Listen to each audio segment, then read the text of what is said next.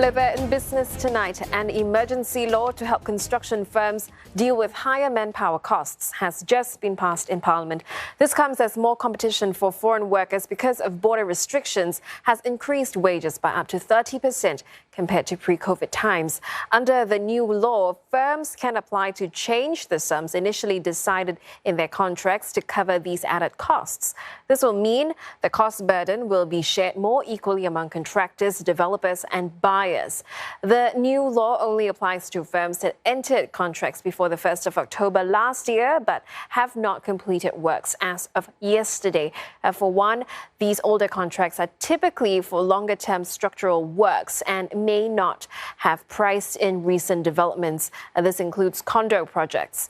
Excluded from the new law, construction works at residential properties which do not require approval from authorities. It will also not include contracts terminated before the 10th of May. The National Development Minister will appoint a registrar and assessors to manage and adjust the sums requested by parties. These changes to the COVID-19 Temporary Measures Act will last until the end of September. At the end of the day, all stakeholders are part of the same built environment ecosystem, and on a project, all parties seek to deliver on their project.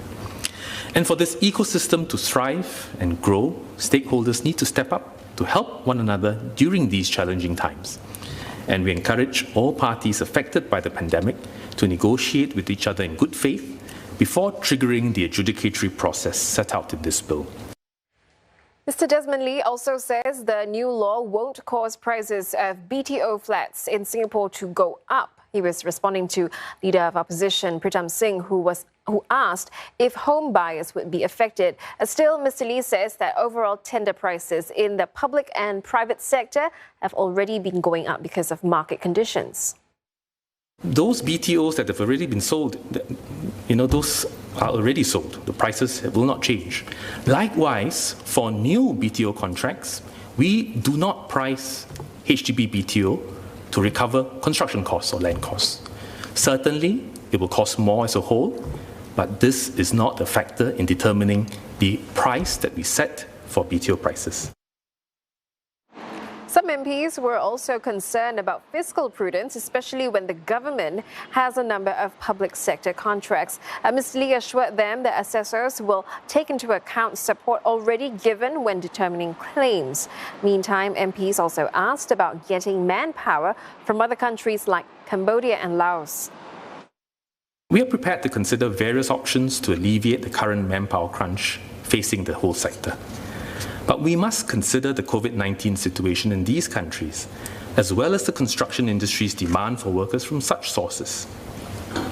Adding more sources may not necessarily be the solution, as the pandemic seems to be worsening globally. Ultimately, Mr. Lee says these recent measures are only for the short term. In the long run, he says the sector must continue to transform, go high-tech and draw in more locals. And it's not just about raising salaries, as suggested by one NCMP. Rather, Mr. Lee says it's about creating good jobs. The processes need to be changed and enhanced in order to create a good job for Singaporeans. A job which commands the level of productivity and skills that warrants the kinds of pay that I think the member is talking about. He thinks you increase the pay, Singaporeans, including delivery drivers and riders, will do the jobs that current workers from India, Bangladesh and other source countries are doing, as they are. But what we are saying is that yes, you need to pay the Singaporean more, but the job has to be different.